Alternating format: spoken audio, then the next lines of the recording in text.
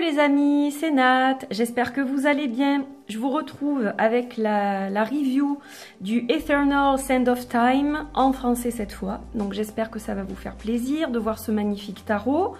Donc je vais vous présenter les cartes et vous donner un petit peu quelques indications par rapport à ce jeu. Donc ce jeu m'a gentiment été offert par Irena de My Lucky Cards. Donc c'est un jeu de 78 cartes de taille normale en fait, avec des cartes bonus, donc il y en a deux, vous allez le voir, et une carte de présentation. Donc on va déjà regarder la boîte qui est très sympa. Donc voilà l'intérieur, voilà le dessus de la boîte. Donc là on a une petite phrase qui nous dit « Le passé est laissé derrière nous, le futur est ce que nous faisons d'aujourd'hui ». Chose que je n'ai pas dite dans la vidéo en anglais. Donc elle est heureuse de nous présenter pour la première fois ce magnifique tarot. Donc il s'agit d'illustrations seulement, sans bordure, sans texte, sans numéro. Voilà. Par contre c'est un tarot, vous allez le voir, qui marche avec l'astrologie, puisqu'il y a de temps à autre des symboles de planètes et de signes astrologiques. Donc la boîte, elle est très très belle. Si je vous la montre à l'endroit, c'est mieux. Donc là, vous avez à peu près ce qui est repris dans la carte de présentation. Donc c'est un jeu auto-publié, bien sûr, par My Lucky Cards. Il a été publié cette année. À la base, les illustrations sont du Comte de Saint-Germain. Donc elle a désigné et coloré ces illustrations. En fait, elle les a remaniées, hein, voilà. Donc à la base, les illustrations dans un livre sont faites par le Comte de Saint-Germain. Donc c'est une boîte qui est hyper solide, voilà, c'est vraiment de la boîte hyper solide. C'est un jeu qui est fabriqué en Italie et donc la boîte est juste splendide. Et donc on va passer au jeu. Alors, donc il arrive avec une carte de présentation en anglais. Voilà, donc là vous avez les coordonnées de son site. Donc en fait, elle vous dit que ces illustrations, donc originellement, sont faites par le Comte de Saint-Germain. Et en fait, c'est un jeu qui marche, donc, comme je vous le disais, avec le langage des étoiles et l'astrologie, en fait. Voilà. Donc là, vous avez le dos, qui est juste splendide avec l'œil d'Horus. On a un marron foncé, un marron plus clair, et puis une couleur crème pour l'œil d'Horus. Donc, il se lit dans les deux sens. Donc la qualité est géniale, il n'y a pas d'autre mot, c'est parfait au niveau du papier. Elles sont épaisses mais juste ce qu'il faut en fait. Elles ont un rendu mat avec un léger fini quand même, un léger vernis, mais elles brillent pas, hein, elles sont plutôt mat quoi. Donc voilà. Alors on va déjà regarder les majeurs, donc je vais les enlever, voilà. Je vais garder que les majeurs et vous allez voir qu'avec les majeurs, vous avez deux cartes supplémentaires. Donc là, par exemple, pour la première carte, on a deux fous. Alors moi, j'aime bien celle-ci. Donc on a une femme et un homme, en fait. Et je préfère celle-ci au niveau des couleurs parce que le cosmos derrière, avec toutes ces couleurs un peu arc-en-ciel, je trouve ça magnifique. Mais j'aime les deux, hein. Celle-ci est plus classique. Alors pour moi, c'est plutôt un jeu qui va se lire comme le Rider-Waite, bien que les suites ne soient pas illustrées. Donc on est à mi-chemin entre un Marseille et un Rider. Mais voilà, après vous pouvez l'interpréter comme vous le souhaitez. Hein. C'est vous qui allez l'interpréter de la façon qui vous semble la plus plausible en fait par rapport à votre ressenti. Donc ça, ce sont les deux fous. Le magicien, donc les couleurs sont magnifiques. Des fois on a des cartes comme ça qui font un peu négatif. Comme des négatifs de photos, donc j'aime particulièrement, et puis le fond des cartes est juste trop beau. Là on a la grande prêtresse, elle est juste superbe. Alors l'empereur avec le symbole de Mars ici, l'impératrice avec Vénus sur sa poitrine.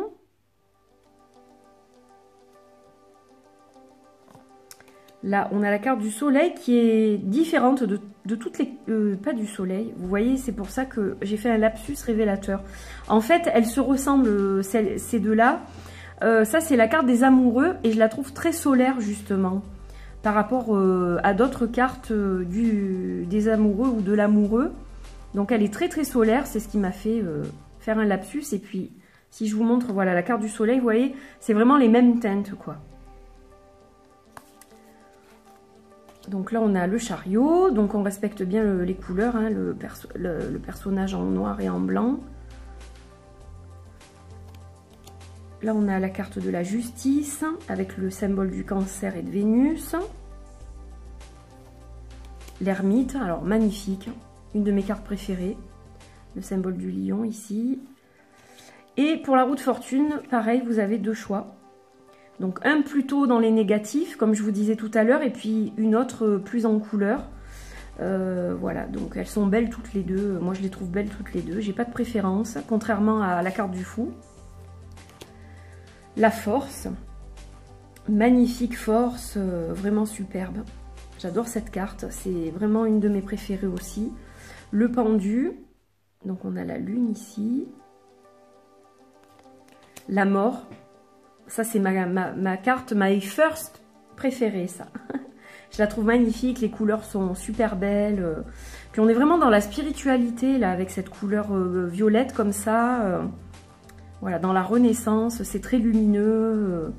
Donc d'un autre côté, hop, il y a quelque chose qui est coupé, hein, il y a une brutalité, une fin brutale peut-être, mais d'un autre côté, il y a une renaissance, quoi. Alors, là, on a la tempérance, pareil, les couleurs sont magnifiques, on a le symbole du soleil ici, un côté un peu nuageux, un peu sombre, et puis on a la lumière, là, donc un juste équilibre, je dirais, des deux. On n'a pas d'ombre sans lumière, ni de lumière sans ombre. Le diable, juste parfait. La tour, donc très classique, hormis que c'est une pyramide. L'étoile, ma carte numéro 2, favorite numéro 2, là aussi pareil, on est dans vraiment une très forte spiritualité. C'est un jeu qui est très spirituel, il côtoie les étoiles ce jeu, puisqu'il est basé sur l'astrologie, sur l'horoscope, etc. Donc c'est vrai qu'il a ce côté très très spirituel, quoi. La lune, un peu plus classique. Le soleil. Le jugement, donc avec les momies qui se lèvent au son de l'appel de l'ange. Et le monde. Voilà, splendide celle-là aussi avec les couleurs. Les couleurs sont vraiment très belles. Donc on a fini pour les majeurs. Je vais vous présenter les cartes des suites à présent. Donc là nous avons l'as de coupe. Le 2 de coupe, donc vous voyez que c'est pas illustré, hein, contrairement à un vrai rider. Là on a le 3 de coupe, alors ça fait penser à un mariage, quand on trinque, quand on fait la fête, on a une petite mariée je pense là. Le 4 de coupe, le 5, donc avec des petits nuages derrière, hein, un peu, voilà, on sent que c'est une carte qui est moins positive. Le 6 de coupe. Très très jolie couleur. Le 7. Le 8 de coupe. Là aussi de belles couleurs.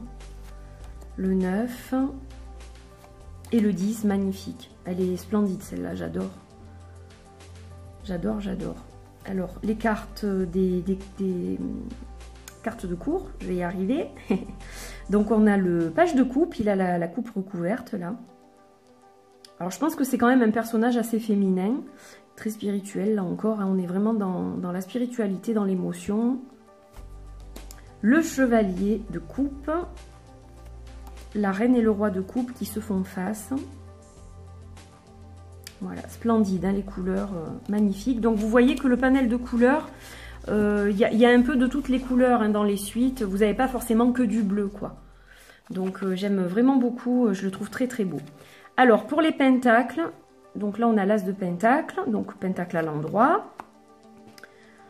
Là, ça fait plus pièce de monnaie, donc le 2, le 3, le 4, donc là, vous voyez qu'il est à l'envers, pentacle inversé, le 5, le 6, le 7, le 8, le 9 et le 10. Là, on a les cartes de cours, donc le page de pentacle avec un boulet à la cheville, comme s'il avait un peu du mal à attraper cette pièce. Il veut y arriver, voilà, c'est la volonté, malgré le boulet, il essaye de faire des efforts. Là on a le chevalier, la reine et le roi, qui se font toujours face et qui sont magnifiques. Alors, l'as de bâton, ensuite pour les bâtons, as de bâton, donc là c'est plus flamboyant. Le pentacle c'était plus des couleurs terre, là on est plus dans le feu bien sûr.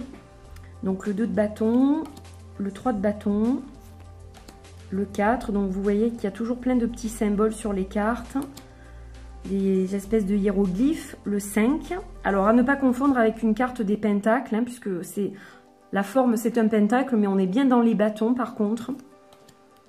Le 6, le 7, le 8, le 9, le 10. Des belles couleurs, j'adore ces couleurs. Alors, le page des bâtons, il est en train de planter quelque chose, lui. Le chevalier des bâtons avec un cheval. Il y en a 2 avec chevaux, 2 sans chevaux. Et la reine et le roi. Voilà, magnifique. Ah, hop, il me manquait l'as des épées. Donc là, on arrive dans les épées. Alors là, on est plus dans le mental, mais il y a quand même des couleurs aussi flamboyantes. Vous voyez, c'est pas, ça respecte pas forcément qu'un seul code couleur. Donc là, on a l'as d'épée, très très beau. J'adore le fond des cartes. Le fond des cartes est magnifique de toute façon. Le 2 d'épée, le 3, le 4, le 5 avec le pentacle inversé. Donc 5 d'épée, hein, c'est la discorde. 6, le 7. Donc ça ressemble un peu toujours au bâton, etc. Le 8. Là, on sent le conflit avec tout ce rouge derrière. On sent que voilà, c'est une carte quand même qui n'est pas très positive. Le 9 et le 10. Alors là, c'est pareil, hein, c'est comme s'il y avait un peu du sang, on dirait, mais ça s'éclaircit ensuite. Donc voilà, il y a eu des difficultés, on est tombé au plus bas et puis on se relève, hein, parce qu'il y a quand même quelque chose de lumineux derrière. Ce qui n'était pas le cas forcément de la carte du 8, qui est beaucoup plus sombre en fait. Alors, on a le page, magnifique aussi, avec ce fond derrière. Le fond des cartes est juste magnifique. Le chevalier, avec un cheval aussi. Et la reine et le roi qui se font face. Voilà, absolument magnifique. Donc, si vous aimez l'Égypte, je pense que ce tarot vous plaira. Hein. C'est vraiment un très très beau tarot sur l'Égypte, je trouve. Il a un côté vraiment ancestral avec tous ces petits symboles comme ça. Voilà, après bon, il n'y a pas de guidebook, il faut se laisser guider. Si vous connaissez bien l'Égypte, ça devrait vous aider pour certaines choses. Après, vous pouvez quand même le lire comme un tarot normal. Et voilà, si les illustrations vous plaisent, vous pouvez très bien le lire comme un tarot classique, quoi. Hein. Il faut vous laisser porter par votre intuition et votre ressenti, je dirais.